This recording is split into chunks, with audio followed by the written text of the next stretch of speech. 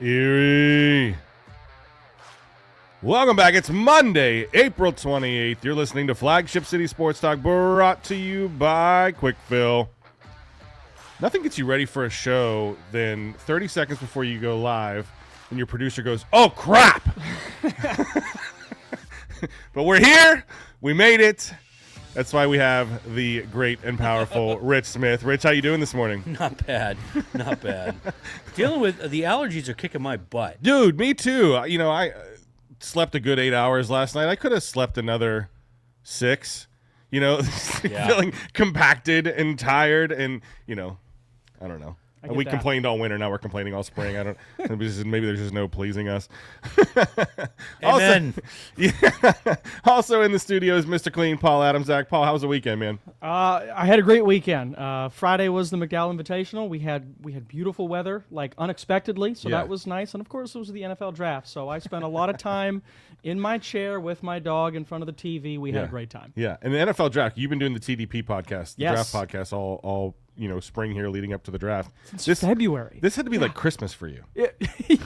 Except Christmas isn't as fun as the NFL Draft for people like me. Yes, it was great. I wore all my Dolphins regalia Thursday, Friday, and a little bit on Saturday. So you get to break it out. You're proud of your team for a couple of days, and then back to the closet.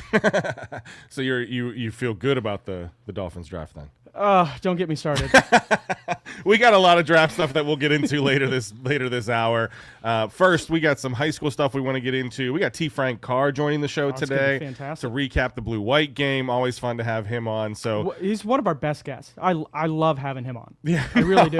I really do. I feel like every time he's on, I learn something new. Yes, which is that's good for us in our age. I'm a Penn State football fan for sure. So like when you're like, should we have T-Frank on this weekend? I was like, yes. I want to get me up to date. Yeah, no, seriously. Especially with there's a lot of stuff coming on. We had Penn State players in the draft, which I'm sure we'll get to. So a lot of fun stuff. But let's start in the North Shore Rewind.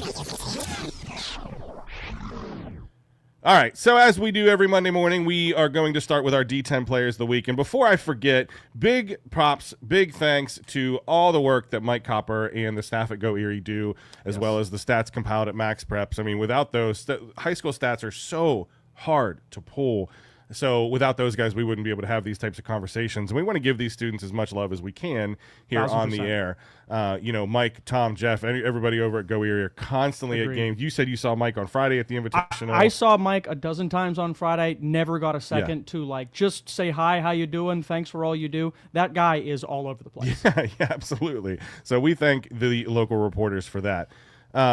Let's start with baseball. And this is a name you have heard if you've listened to this show or pay attention to Erie County baseball, but Andrew Costello from Cathedral Prep. Now, Prep is a baseball powerhouse lately, and I feel like they have a pathway program to D1 schools. And Costello is a Wake Forest recruit.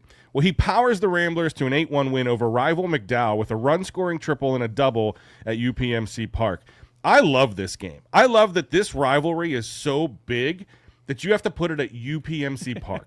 You have to go to the Seawolf Stadium and say, we can't, or maybe they can fit it, but either way, this is such a big game that we need to play it at UPMC Park. So I think that's a huge game for them, a huge win over rival McDowell. Prep is rolling. They are 7-4. They're at third place in Region 6, but this team is pumping out 8-1 win over McDowell. They won 12-2 over Erie High earlier in the week. These guys are running strong. Paul, what do you got? Who's yours? Well, you took baseball, softball, so that leaves me with track and tennis. So my first track guy this week, Blake Cook, junior out of Corey, set the school record in the 110-meter hurdles, 14.29, during Corey's dual meet with Oil City last Tuesday. Then proceeded to reset that record while winning both the 110s, ran 14.20, and the 300 hurdles, 38.01. At the Joe Sanford's 38th Annual McDowell Invitational on Friday afternoon. That 300 time, 38.01, is two things. One, it's the fastest 300 time I've ever seen in person by a high school kid. Yeah. Incredible. And second, he's actually the second fastest time in the state this year. Okay. The only kid who's faster, 38 flat. So he's 0.01 away from the fastest 300 time in the state. And again, only a junior. The records that he broke, were from a guy who I raced against, Zach Dow, back in the early 2000s, who was the state champion. So those records are no slouches either. Blake Cook is incredible, man. I went to my first track meet this weekend. Yes, I saw some pictures. If you've never met me, check out the stream and you will see why I have never been to a track meet. But my daughter ran track. She's in first grade at GM, and so my track star player of the week is Emmeline Artman. She ran a 21:73 in her first 21-second. Oh gosh, 100-meter run. That thing was chaos. These kids are so funny. We talked about this. I love like Pee Wee hockey, but Pee Wee track may be my new favorite sport. These kids are running all over the place. Javelins are flying everywhere, waving to mom and dad in the stands as they're going by. So it was pretty fun. Track is like coloring at that age. It's just it's a struggle just to stay between the lines. In between the events, they're playing like popcorn tag and all these different games running around. So it was good. That's all right, fun. let's quick hit two more. So I want to jump to softball, and I'm heading to Iroquois. Phoenix Thomas struck out 12 batters in an 8-3 win over Eisenhower. Earlier in the week, she dominated Youngsville with a complete game, one hitter with 11 strikeouts, and also threw in 3 hits at the plate in a 6-1 victory. Iroquois rolling in softball. I'm gonna quick hit two real quick. Brenna Cool from Seneca, freshman, 3-time gold medalist at the McDowell Invitational, also took silver in the 100-meter dash. And I got to talk about Charbel Mubarak from Cathedral Prep, another freshman tennis player, didn't lose a game in his number 2 singles match for the Ramblers, who blanked Fairview, another good tennis school in Region 2 duel last week. So Brenna Cool and Charbel Mubarak. Love it. You ready for a 2-minute drill? Let me scroll to it, and I'm good to go. Let me know. We'll hit that music. I'm good, man. All right, let's go. All right, kicking it off. Meadville boys volleyball coach Nick Bancroft earned his 100th career win as the Bulldogs swept Mercyhurst Prep last week. Bancroft, a 2009 Maplewood grad, led Meadville to 4 PIAA finals appearances and 2 state titles since 2019. Bulldogs were 14-0, despite missing their 6'7" Penn State recruit Luke Sorensen, sidelined by illness. Junior Tymir Phillips has stepped up in his absence as Meadville remains 2A's top-ranked team. The Erie Sea Wolves went 4-2 this past week, taking 4 of 6 from the Harrisburg Senators. Outfielder Seth Stevenson stayed hot, batting .391 with 5 runs scored, while Carlos Mendoza chipped in with 7 RBIs over the series. Erie now sits at 14-7 on the season, tied for first with Akron in the Eastern League Southwest.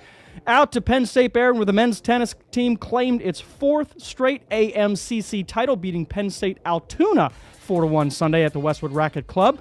Lions now 12-8 got doubles wins from Jonathan Lair, Graham Lewis, Owen Sinnott, and Carson Souzer. Singles victories from Sinnott, Lewis, and Vitaly Picalo sealed it. Lair and Aiden Piazza earned all tournament honors as Barron advances to the Atlantic East Championships on May the 4th. Gannon women's golf claimed their 6th straight PSAC title on Sunday, topping the field by 20 strokes with a 966 total. Senior Diddy Peterson led the way, winning her 3rd consecutive individual championship with a 17/233. Freshman Alexandria LaCourreau and Chloe Mateo tied for 3rd at 242. Gannon will now await NCAA regional selections. And finally, the Cleveland Cavaliers lead the Miami Heat 3-0 in their first-round series and can close it out tonight. The Cavs rolled 124-87 in Game 3 with Jared Allen for Ohio, posting 22 points to lead all scorers. Cleveland's 64-18 season includes a 41-11 conference mark. Meanwhile, the Heat are 3-7 in their last 10. I was going to poke and prod about the Cavs here, but we got breaking news. The Pittsburgh Penguins and head coach Mike Sullivan have agreed to part ways, announced today by President of Hockey Operations and General Manager Kyle Dubas. This is huge coming out of Pittsburgh because Mike Sullivan was often viewed as like the hockey version of Mike Tomlin. He was going to stay as long as he won. Obviously, he wins the back-to-back cups, the rise of Sidney Crosby, Malkin, Letang, and Rust, and just was a Penguin fan. So I'll be curious to see as this one unfolds. Sullivan going down as one of the best Penguins coaches, and honestly one of the best NHL coaches. This is kind of a surprise. An institution in Pittsburgh. Yeah. It's as it unfolds on X as we're going through. I mean, this is just unexpected. So it'll be an interesting offseason for the Penguins. They kind of had a down year this year. Unfortunately, the glory days are now a little behind us. What did we say earlier? We're old. What did you say when you were talking about being too old, Rich? We were saying about how you're at this age, we're in our late 30s, early 40s. you can't do it like we used to. No, absolutely not. I had a student called Green Day Dad Rock, and I'm still recovering from that on Friday. But back to the more important things. The Penguins. So, you had a down year with Crosby and Malkin. The team is underperforming, but maybe not underperforming. The stars can't be stars forever. Right. I think a lot of that underperforming is due to the fact that Pittsburgh is sticking with some older players as opposed to getting rid of those institutions. You go to a Penguins game, half the stadium is either Crosby or Malkin jerseys. Yeah, And to get rid of those guys, probably harder to do than to get rid of Mike Sullivan, unfortunately. Oh, absolutely. So it'll be interesting to see how this comes through as the insiders start to pull this apart. But I mean, the mutually parting ways is significant, because I think it's if that's true, then you have a coach who maybe is ready to retire, maybe sees the end, maybe just realizes, hey, we got to make a change. So kudos to Mike Sullivan. Thank you for everything you've done as a Penguins fan from the Penguins organization. Yeah, congratulations on all the success. Really. Yep. All right, we got to take a break, but when we get back, T-Frank is coming back into the show to talk about the Penn State blue and white game. You're listening to Flagship City Sports Talk, brought to you by Quick Fill.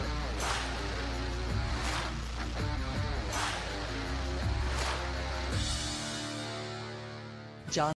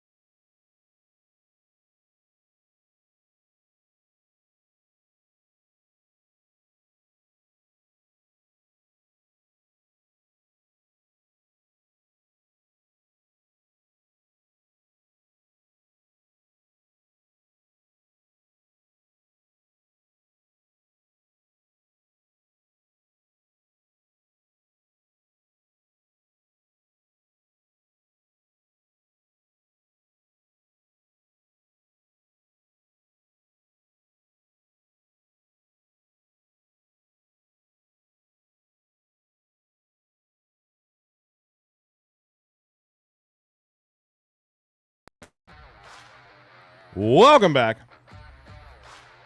You're listening to Flagship City Sports Talk, brought to you by Quick Fill. We've been talking a lot of NFL Draft, and we will be talking more NFL Draft later in the show. But with the NFL Draft, you get college players that are moving on to the draft and bigger and better sites. But those college teams don't just quit playing. They don't. Spring games are abound, and we got our team that we want to cover, Penn State, and the blue and white game happened over the weekend. And to help us break that down, we welcome back none other than T-Frank Carr. How's it going, buddy? Good. You're killing me with teasing me with draft conversation. Ooh, buddy. Ooh, buddy. Listen. I'm so mad that it was the same weekend. I missed day 3. That was a bummer. Listen, we're spending the rest of the show talking about it. So after we talk blue and white, you're more than welcome to sit and hang out with us. We're going to be talking Browns, Bills, and Steelers. Careful, you will not get rid of me. I don't have camera for a full show, but if you want an extra host. Well, listen. T-Frank, the reason I was excited that you were coming on was because the blue-white game was the same day as the draft, and I watched the draft over the blue-white game. I was like, we'll talk about it next week. I got T-Frank. I'll figure it out. Yeah, well, the blue-white game wasn't on TV. They did that specifically this year, so you couldn't watch it. So, we were there at the stadium. Weird with no press box. Like, it was just a cool, unique slice of history where the stadium looks weird. It's under construction. It's like it was 1999 again. And you guys are talking about like you're feeling a little bit old. I remember when you couldn't get every single game on television of every single sport that ever existed, including like high-lie and ping pong. And so, like this game wasn't on TV. You might have heard it on the radio if you got the radio hookup there. But I was at the game. I have let's say detailed notes of Okay. all I'm sure. like 85 individual plays. So, bluewhiteillustrated.com if you want a breakdown of all that stuff. I wrote about that. It's coming out here in about 10 minutes. My first 5 observations. I'm going to have depth charts, snap counts, all kinds of stuff coming up for the blue-white game. So if you didn't see it, I'm doing everything possible to paint the picture for you as if you were there. That's what we want to do at Blue White Illustrated. Well, I like it. So I like it. We get some broad brushstrokes right now. Then, Well, right? that's what I was just going to say. Is I don't want to take your article here and put it on the air, but give us. You talked about your 5 takeaways coming out here in about an hour. Give us your one. Give us one. What's your, and I don't want to say your biggest because I don't want to steal your tease of your article, but give whichever one you want to share with us here this morning. That's the beauty of this is like the detail I can get into either on the message board or in the article. Like we don't have time to get into all of the things, but the passing game was surprisingly effective. Okay. And so I know Love to that hear it. fans are very nervous about the receivers and they're very nervous about the passing game in general. And the couch and the caveat of this is it's the blue-white game. Yeah. And the defense is doing some simplistic coverages that once you get a feel and a read for it, you can diagnose these things. They're not doing a whole lot. Now, that being said, Jim Knowles' defense is hard to read, and it was fun to really get a look at that for the first time. That's a big takeaway, that they wrote about in the article is kind of how this is all going to look on that side. But the quarterbacks were good. I think Penn State has 3 legitimately good quarterbacks. So Drew Aller maybe actually had the worst day of the 3. He threw an interception on an off-target throw where he was trying to reset his feet in a compressed pocket and overthrew somebody. And then he had a 2-minute drive misread of a coverage where it wasn't even a bad throw. It was completion. It was just the wrong one with a wide open receiver behind him. And yet he came back in the second half. Once it was live, of course, it's never live for the quarterbacks, but then he came back in the live drill and threw some absolute dimes to new transfer receivers Kyron Hudson and Devontae Ross. So you got a sense that the passing game has, I think, a little bit more life to it this year, a little more kick. And there were some really good throws that had catch and run to them as well. And then those young quarterbacks, they were operating with the third-team offensive line. Penn State's offensive line is pretty banged up this spring. A couple of guys not out there at right tackle with Nolan Rucci and Anthony Donko. So the first and second team lines were with the blue team, and then some of the run-ons and younger guys were on the white squad. So the backup quarterbacks, which are in a battle for that number 2 spot, had a lot more pressure, but they handled it really well. Jackson Smolik delivered a touchdown. Ethan Grunkmeyer had some really clutch climb the pocket, throw under pressure, accurate throws. I think Penn State's got 3 good quarterbacks, and then just the development, the process of that competition is going to make those 2 young guys better. And I know a lot of fans are nervous about that, and I've been trying to give everyone that sort of, hey, this is not 2021. These 2 quarterbacks, these backup quarterbacps, these are the real deal, and we got a chance to see that more in depth, more extensively during the blue-white game. So we're sitting here in April. Tyler Warren just leaves via the draft. Who is your way too early prediction to kind of fill the massive target void of Tyler Warren? Yeah, so I wrote about this week. Of course, Penn State got Trevor Pena, they're essentially their top target in the transfer portal, one of the top 2 spring receivers. So that's all going to change, in terms of like the depth chart and how it all looks, where he inserts into that. Of course, I wrote about that at bluewhiteillustrated.com of how, you see what he does and how it fits into the offense. So that's still TBD. But to me, it's less about the target and it's about the quarterback because they have a wide selection of receivers, tight ends, and running backs now. So the running game is the heart of the offense. But as we sit here, they've got 3 good receivers that are professional at the position. They know how to run routes. They know how to get open. Maybe they don't have a guy that can out-athlete somebody when you get into that good on good of like elite at the position versus elite at the position defensive back. But they've got enough guys that can get open. They've got enough tight ends. Luke Reynolds might be the guy that has superstar potential. But I think the star is Drew Aller. I think that this offense from the passing game perspective has to be built around the quarterback. Now, to shoehorn a Bills conversation in here, my guy Josh Allen last year, once he got rid of Stephon Diggs, was able to throw to everybody. The everybody eats mentality. That's what I see for this offense with the number of receivers they have that can get open and the way they can design plays. Now, the plays are going to be roughly the same, so it's who's replacing Tyler Warren play to play in what they do, and we saw a glimpse of that this weekend. but I think it's going to be a diversity of players. Kyron Hudson, Devontae Ross. I think Liam Clifford will have some sort of role. Maybe that's mitigated with Traber Pena coming in. And then, of course, the tight ends. So all of that's going to work together. And I do think that if you want to pick a star that's going to transcend run game, pass game, it's going to be the running backs. They're going to be targeted in the passing game. But Aller has to be the distributor and the facilitator that makes it all work. T-Frank, we were talking draft. 5 Penn Staters drafted this weekend. 4 of them on the defensive side of the ball. A lot of people talking about LeVar Arrington II, athleticism, instincts. What is your sense of his realistic role as a freshman this fall? I think he's going to redshirt, but that doesn't mean that he's not. Even I was with not the really thinness impressed. of the linebacker depth? Well, I don't know if you heard James Franklin's press conference. You can check it out on the Blue White Illustrated YouTube channel, where he basically looked into the camera and said, "We've got linebacker problems. If you're a linebacker in the portal, come check us out." So, like, they don't want to have linebacker problems and depth issues anytime, once they get to the season. And some of our reporting at On3 and BlueWhiteIllustrated.com, they've already, after the Blue-White game, they've already made steps to try and get some of those guys into the building. The North Carolina linebacker that entered the portal a couple of days ago, I think they're gonna try and host him. So there's been contact, there's been interest. So I don't think that they're going to stay where they are if they can help it. But the thing with LeVar, to your original question, is I was wildly impressed with how well he was losing in the Blue-White game. So, like, he would get blocked, and he just doesn't stay blocked. And so that athleticism, the natural physical talent is obvious, even though he's got the really green freshman linebacker vibes, where he played edge rusher in high school. And he has not played in space a whole lot. He does not have a whole lot of positional discipline or football discipline in general. But when he sees the football, he goes and gets the football. So this is not going to be Abdul Carter in his freshman season, where he just walks in and is a starter. He also is not as big. He's about 211 pounds. He needs to get a little bit bigger. But I was expecting a lot more. I don't know what I'm doing, and therefore I'm not in the play. And he's just got that, that Stick City linebacker athleticism where it's like, well, he's going to be around the football, and you can't really stop that part. It's just when he gets to the football, and that's where the maturity in the game position is going to really catch up with him the faster he learns football. See ball, get ball. I love it. Yeah.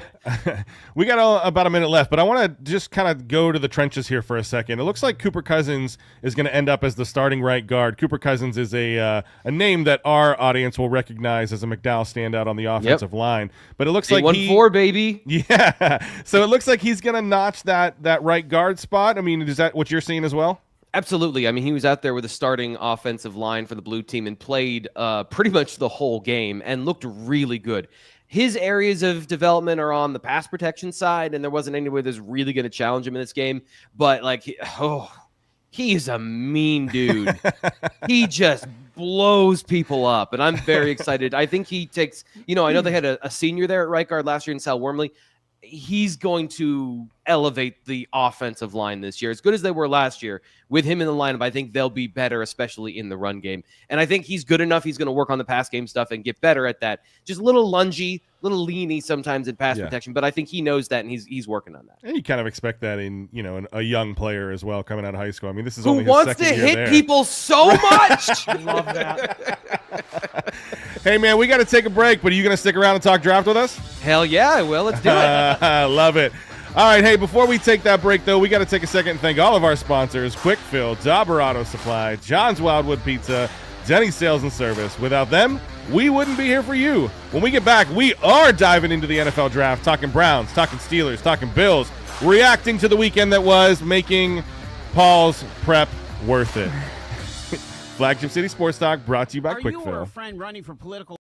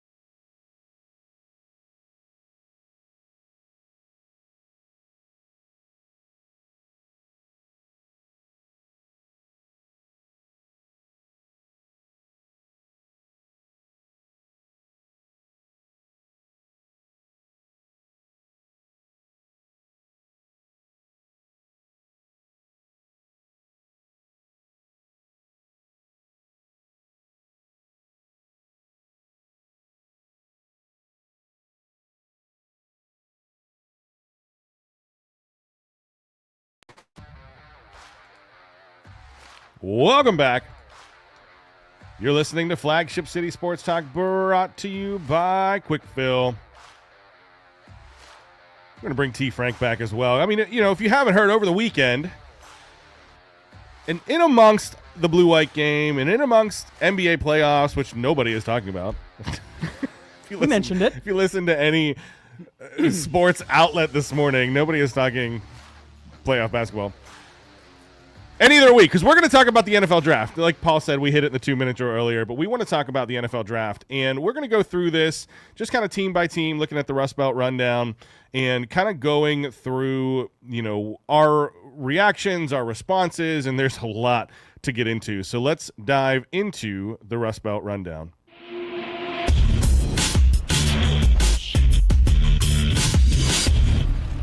All right, guys, let's start over in Cleveland. And, you know, they were the talk of the weekend for many different reasons. And let's start at the top. Cleveland had the number 2 pick, and they trade the number 2, the 104, and the 200 to Jacksonville for the number 5, number 36, and number 126 in this year's draft. And they get a 2026 first-round pick. And on paper, you look at this and you're going, oh, my gosh, they're giving up Travis Hunter for this. But I thought this was a smart move, especially because you're getting the next year's first-round pick. Hopefully the Watson contract is off the books by then and you can figure things out next year.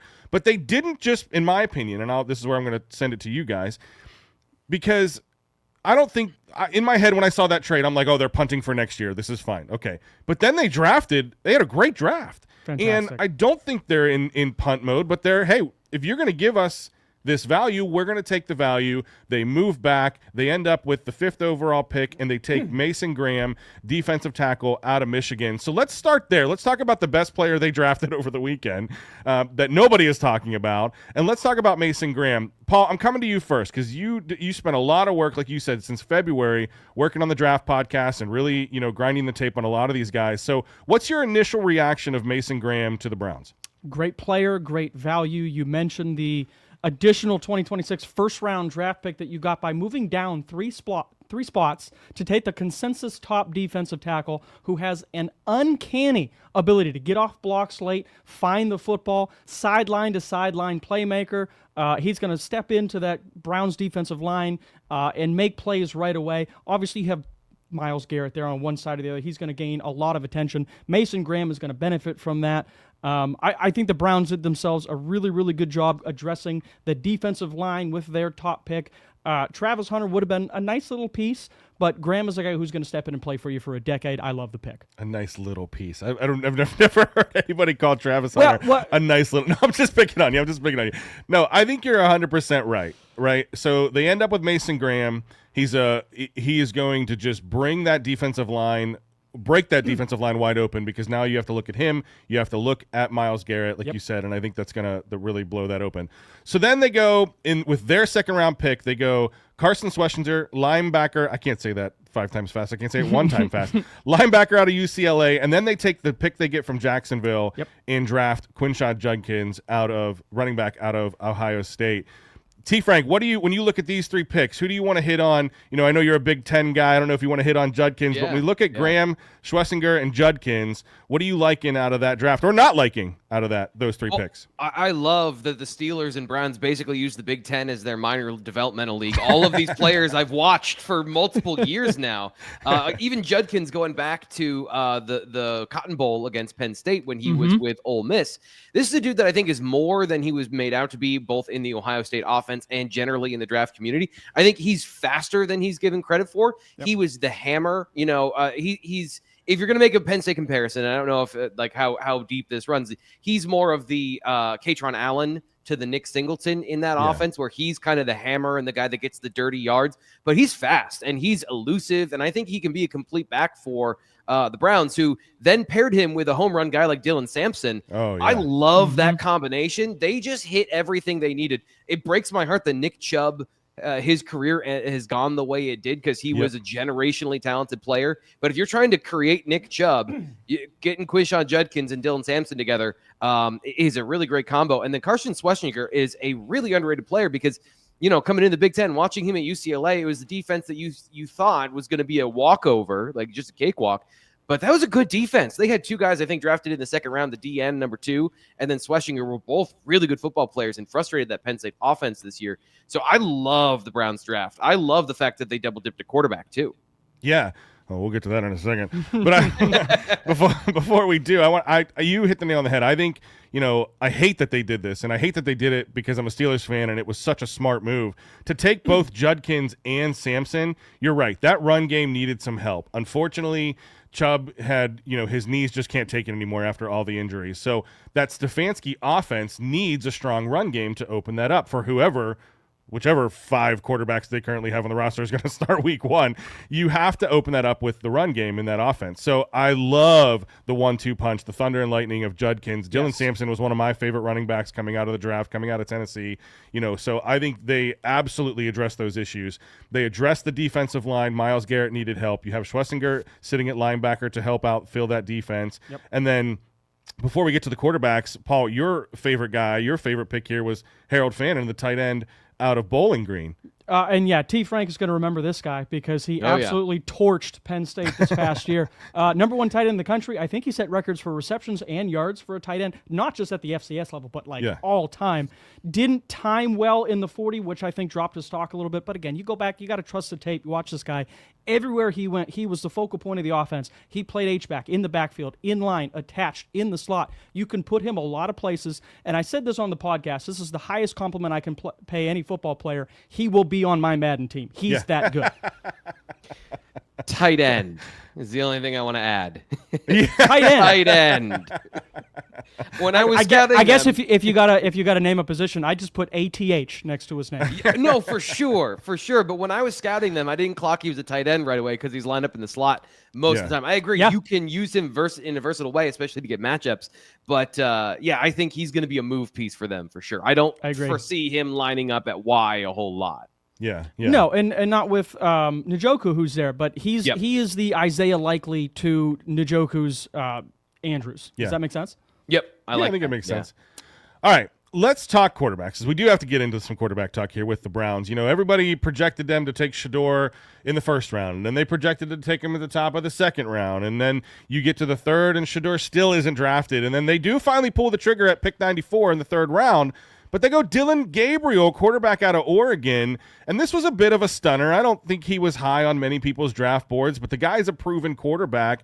And what can we expect to see, T-Frank, out of Dylan Gabriel at the NFL level? More than you saw at Oregon. That offense annoyed the hell out of me because it was just spamming screens when they were, just for an example, to tie this all into what I do, which is Penn State football. I have a sense that if they had pushed the ball down the field more instead of throwing all those screens and jet motions, maybe they put up 45 on Penn State, and Penn State can't come back in that game. Paul, I want to ask you, Dylan Gabriel, closer to Kyler Murray or to Russell Wilson in terms of under 6-foot quarterback who plays in the NFL? Because I think he's an NFL starter. I really like the way he processes the game. I think he throws a really pure ball, and I do think he reads the offense. He reads defense as well. He's decisive, but that offense was kind of limiting in terms of it was a giant formulaic nonsense instead of letting him be a drop back quarterback. I guess did you see the same thing? And where on that spectrum do you think he can land? I don't think he's Kyler. Kyler has special movement skills, just an athletic ability that Gabriel does not. I think Russell Wilson's a nice comp. I comp him actually closer to Tua, and it's not just the left-handed thing. Okay. It's a guy who's mobile with not that super athleticism. He's not going to run for a bunch of yards, but he can make plays outside of the framework of the pocket. He can spin the ball. Doesn't have the biggest arm, but he knows how to layer throws. You don't throw for 18,900 yards by accident. He did it at 3 different programs, which shows that he can pick up different offenses. He can throw to different players. It doesn't really matter where he's at. He can process well. He can layer the football. And if you watch the Senior Bowl, he was far and away the best quarterback on that roster. I loved Gabriel. Nick, you said that the draft community was not high on him. I was higher on Gabriel than probably most people. I agree with you, T-Frank. I think he can play. I don't know if he's going to start this year, but if he's a long-term he's like Browns 28, player, right? I was going to say I don't know. I don't know about that, but he's been around the league. He is absolutely one of those guys who can play in the league for 14 years because of his brain and has the requisite physical skills to play the position. I love the pick. Right now, the Browns have 5 quarterbacks sitting on their roster. In Watson, You go trade for Kenny Pickett. Yep. You sign Joe Flacco, and now you draft both Dylan Gabriel and Shedeur Sanders. We're going to get to Shedeur Sanders at the top of the next block. Doesn't Joe Flacco feel like a mama duck there? That's a great, yeah. He's got like 3 little quarterbacks following him around in the quarterback room, like just picking up crumbs and learning literally anything that they'll teach him. They might as well that grizzly beard. They might as well just move him to quarterbacks coach at this point. And then if you're Kenny Pickett, you're like, all right, I got a chance to compete here. I get traded to the Browns. Then they sign Flacco, and then they draft 2 more quarterbacks, and you're like, oh, back in the hole. Watson kind of had to know that the writing was on the wall with him. Yeah. But Kenny Pickett, I almost feel sorry for him seeing this draft. And I think Haslam just kind of, he played his hand, or he's like, we made a mistake. We screwed up. I think they're ready to move on, and we'll talk more about that in the top of the next block. Hey, we got to take a break. When we get back, we are going to talk Shedeur. We're going to talk Steelers, and we're going to wrap up with some Bills. You're listening to Flagship City Sports Talk, brought to you by Quick Fill.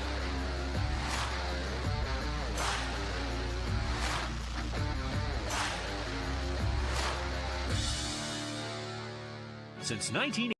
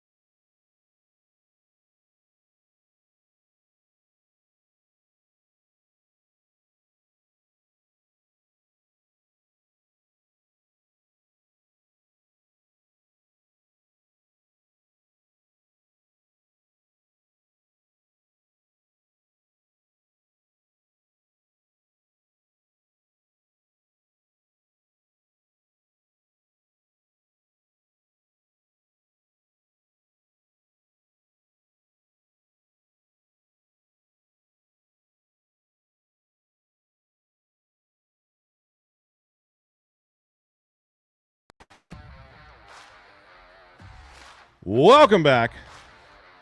You're listening to Flagship City Sports Talk, brought to you by Quick Fill. Still talking NFL draft, and we left off kind of talking about the Browns quarterback situation, and I want to use that as a transition to kind of move into the Steelers side of the draft, because I think either one of these teams, you don't really know what's happening at quarterback. In Cleveland, you have 5 quarterbacks on the roster. You have no idea who's going to play week 1. Ironically, they play, or maybe fittingly, they play Pittsburgh in week 1 of the NFL season. And we also have no idea who the Steelers are going to start at quarterback. They have the opposite problem, though. They don't have enough quarterbacks. And so we just talked about the Browns draft. We're going to get into the Steelers. The day 1 falls, right? Shedeur Sanders is supposed to be a first-round pick. Everybody slated him there. A lot of people slated him to be there. And he falls and falls and falls. And it comes down to pick 21 in the first round. Steelers are on the clock. And you could hear the rumblings everywhere. Everyone's going, okay, yes, this is going to be Shedeur. Finally, he's here. I can't believe he fell to the Steelers. And instead, the Pittsburgh Steelers go defensive tackle Derek Harmon out of Oregon. And I'll circle back to Harmon here in a second. But I do want to take a minute, because to me, this story is already old news, and I'm tired of talking about it. But we need to address the Shedeur Sanders fall and what happened. Why did this guy fall to the 5th round? And I love that even when the Browns made the pick in the 5th round for Shedeur Sanders, you see the clip, and you don't know when the clip was taken or where they pulled from it, but it's Stefanski and Andrew Berry with like straight face, like golf claps, yay, we made the pick. So it almost to me seems like Haslam again getting involved in the quarterback position. So Paul, I'm going to come to you first and just kind of talk about this from an organizational standpoint. Just take it any way you want. Why do you see, or where did you see this fall happening? I think once you got past pick 25 and the Giants moved back up, I did not expect the Giants to take him anyway, but they moved back up into the first round, obviously for a quarterback, and you see Dart. Yeah. You go, okay. Then you get to pick 40, the Saints are on the clock, and you see Shuck go, and you go, okay.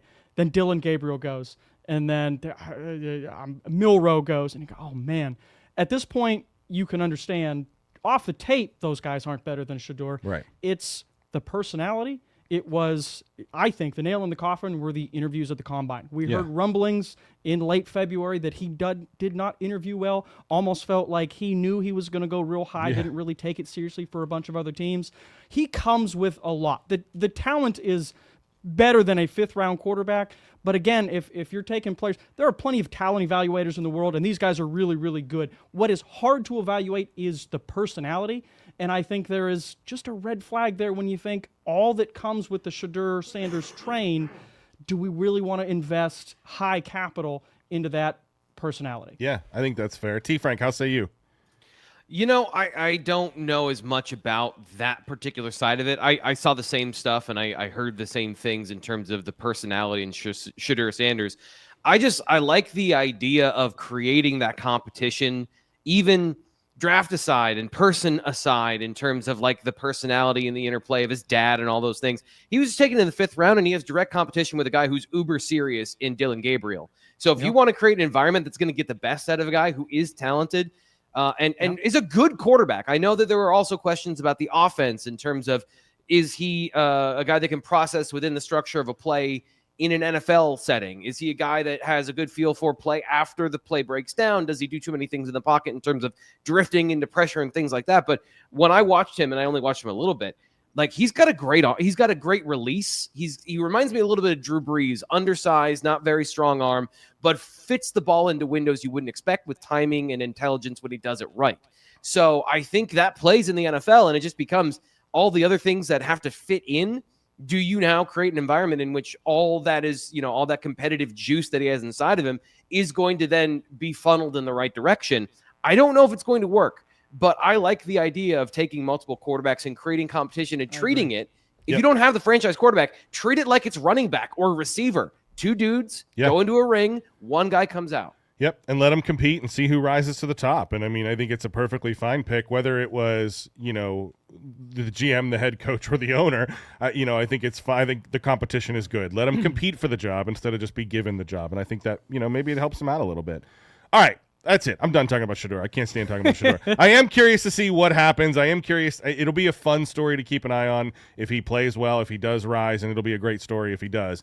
But an even better story, let's talk about the Steelers. And not just because I'm a Steelers fan, but because I love the first-round pick in Derek Harmon. He is a Steelers pick through and through. He is going to fit that defense so well. And being able to play alongside Cam Hayward, I think, is going to be huge. He's going to be able to really help him transition to the NFL level. And then I think it's just a great story, too. This is a cool story. We'll get into the P's and Q's, but I want to this story was amazing to me. To hear Harmon gets drafted, he doesn't make it to Pittsburgh the next day for his introduction because after he gets drafted, he goes to the hospital. Unfortunately, his mother is in the hospital on life support. He goes back to tell her he just got drafted first overall by the Steelers, and hours later she passes away. And from like a parental standpoint, to me, that's huge. Like that's her hanging on as long as she can. Yeah. And she knows her baby's going to be okay. And that's just such a cool story I wanted to share, not related to any of the draft fits in the Steelers, but just an amazing, powerful story of parenting and being able to raise up your kid. And it worked. Derek Harmon is there. And gosh, this is just such a good Steelers pick. T-Frank, let me go to you first because you were outwardly expressive about this former Oregon Duck. How do you think about this fit in Pittsburgh? I wanted him in Buffalo. I loved Derek Harmon's tape. I loved watching him. I was super concerned that Penn State wasn't going to be able to block him in the Big Ten championship game, and they actually did a great job against him. But from a pass rushing perspective, from a being disruptive on the other side of the line of scrimmage, it was him and Walter Nolan for me in terms of, I guess, the realistic guys that weren't Mason Graham, that were the guys in this draft that if you wanted a defensive tackle who could develop into a complete player, despite being undersized if you're Walter Nolan, to me, it was Derek Harmon. The size, the length. I think he's got 34-inch arms. It's just ridiculous. Paul, I have a comp for him that I think Steelers fans will like, but I want to hear yours first if you have one for Derek Harmon. Cameron Hayward. Oh, I went Stephon Tuitt. Okay. I like a little that bit too. bigger, Yeah. sure. Yeah. Longer, a little leaner. Like, I think he's a little thicker than Stephon Tuitt was, who was that classic 5-tech. But I think Harmon can be like that sort of influence on the defense. I think Harmon's even more athletic. And you mentioned the length, 34.5-inch arms. And you kind of stole my thunder on that one. Ran sub 5 seconds in the 40 at 313 pounds. That's incredible. Under 1.75 in the 10-yard split. That's incredible, for a guy over 300 pounds. You talk about heavy hands is the scouting term for guys who just seem to have these monster baseball mitts for paws that able to get hands off of him. He has great, monstrous hands, 10.5-inch hands, 6'4.5", has the length, a little bit inconsistent, but you said it, when he puts it all together, he is nearly unblockable. So I like this from not a top 20 pick, so you take him at 21. You have a guy who can step in, 34 end. He's a 43 tackle. He's got position versatility. And then he gets to play against a guy who's very, very similar to him. And if you just kind of model your game after Cameron Hayward, you're going to be a successful guy. I read one AFC scout said that he plays like a Steeler or a Raven. Yeah. So that's that about fits. Exactly. Yep. That's a great compliment. For a guy who only had 5 sacks last year, and you said it, felt like he could have had a lot more. Yeah, he was just disruptive. Yes. Is a good way to put it. So then I love the Steelers' rest of the draft. I love the pick with Harmon. Then you go Caleb Johnson in the 3rd, running back out of Iowa. Jack Sawyer in the 4th round, edge rusher out of Ohio State. Paul, you said Caleb Johnson was one of your top running backs on your board. Yeah, I had Caleb Johnson. Didn't run well, and I looked at the running back tape before they went to the combine. Very tall, massive, downhill one-cut runner, finishes forward. He's got what I call that 6th gear. When he finds some space, he's not going to get caught from behind. Kind of a slow accelerator, and I think we saw that in the times, but a 1-year hella productive player at Iowa, over I think 1,500 yards or so. So he's going to be the thunder to the lightning that is the other back that's there right now. I thought it was a great pick of the 3rd round. No, I agree. It's a complimentary pick. You still have Warren to be able to play the passing round, passing Jalen down Warren, back. yes. And Sawyer, I think, is a nice fill. And then they fill it out. You know, Yaya Black out of Iowa, Will Howard out of Ohio State, Carson Bruner, son of former tight end Mark Bruner in Pittsburgh, and then they round out with Dante Kent. Yeah. T-Frank, in 30 seconds, can Will Howard make it at the next level? No.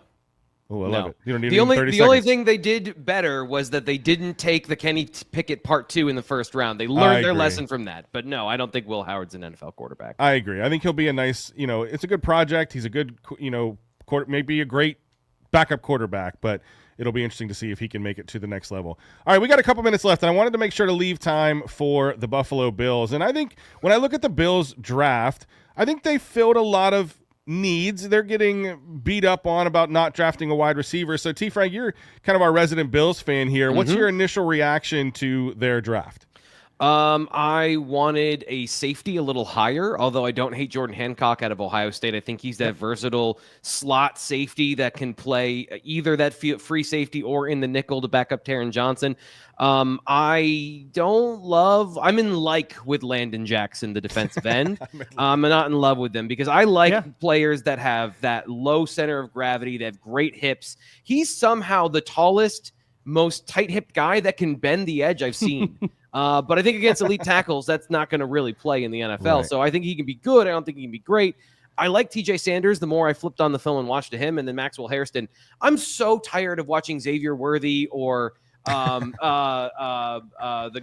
guy in Miami who Tyreek Hill. I don't know how I forgot the best receiver in football, the most dangerous receiver. I'm so tired of them just running away from Bills defensive back. So a guy that runs in the 4.3s, 4.2s. I'm all for it. I wanted speed on this defense. They got that, and then size. Deion Walker, 6'5", 330. If he can recover from, I think, a fractured vertebrae in his back that he played through, that is a sentence that is both terrifying and impressive at the same time. But 4th round, I don't mind that. Paul, favorite player out of this? We got 30 seconds. Mad Max, fastest player at the combine. Not happy that he went to Buffalo for the exact reason that T-Frank just said. Slot guy. Turns defense into offense. I don't think he's going to play on the boundary, but he provides a hell of an upgrade to that cornerback unit. TJ Sanders and Deion Walker, defensive tackle depth, and I think both of them fit well next to Ed Oliver. Landon Jackson is interesting. I love that because I sort of felt the same way. You turn on the tape and you're not super impressed, but then he went and had a great combine. You go, oh, is this a really, tradey guy? Almost like Greg Rousseau, who wasn't super great at Miami. And then you get him in the right defensive room and he just takes off. So I thought it was a strong draft by the Bills. Nothing flashy, but they got better. Filled need. Yeah, filled need. Well, listen, fellas, I'm not in like with either one of you. I'm in love with both of you guys. I could sit here and talk about football with you guys all day. Unfortunately, we are out of time. Maxwell Hairston, I just want him to be my hype man, though. You see all those draft videos. Yes. All right, we got to get out of here. Erie, that's it. We're done. Thanks so much for joining us today. Signing off for Paul Adamczak, Rich Smith, T-Frank Carr. That's it. We're done. Have fun.